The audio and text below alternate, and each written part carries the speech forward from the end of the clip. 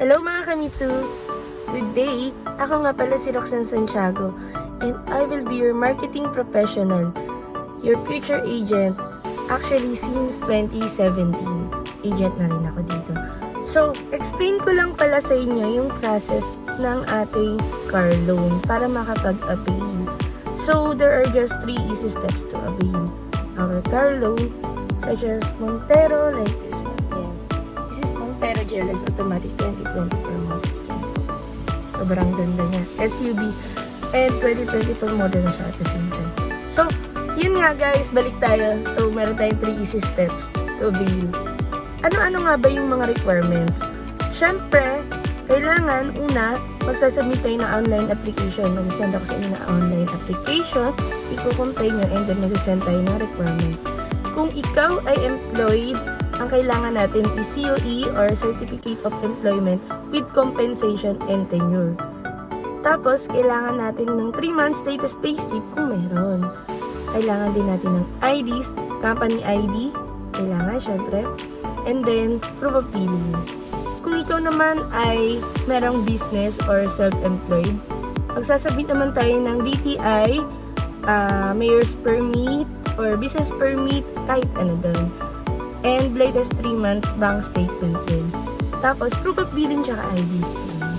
And then, kung ikaw naman ay OFW or seaman, isasabit naman natin is contract of employment, latest po. Yan po. And then, 3 months, proof of remittance. Kung through bank statement siya, mas maganda. Pero pwede rin po tayo yung through remittance center.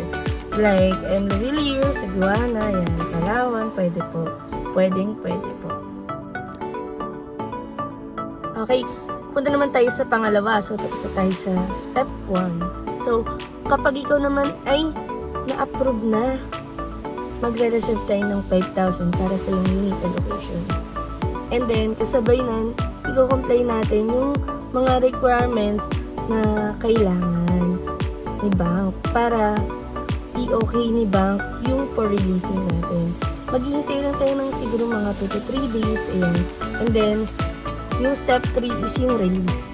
So, kapag sa releasing day, dadali na natin yung mga original na requirements kasi yun yung ipe-present natin sa finance namin eh. And then, saglit na process lang, siguro mga 2 to 3 hours, okay na. Marirelease na natin yung dream car mo. And ganun lang siya kasimple, guys. So, ano pang hinihintay mo? Try mo mag-apply sa akin. Hindi ko masisiguro na ma-approve ka. Pero, syempre, gagawin ko ang lahat upang sa huli. Syempre, para ma-approve ka. Para makapag-release tayo ng sasakyan. I'm here to help. Bali, this is Roxanne Santiago ulit. And I will be your marketing professional, your future agent. So, ayun lang guys. Abangan nyo yung release ko bukas. I-vlog ko siya. Yes. Thank you!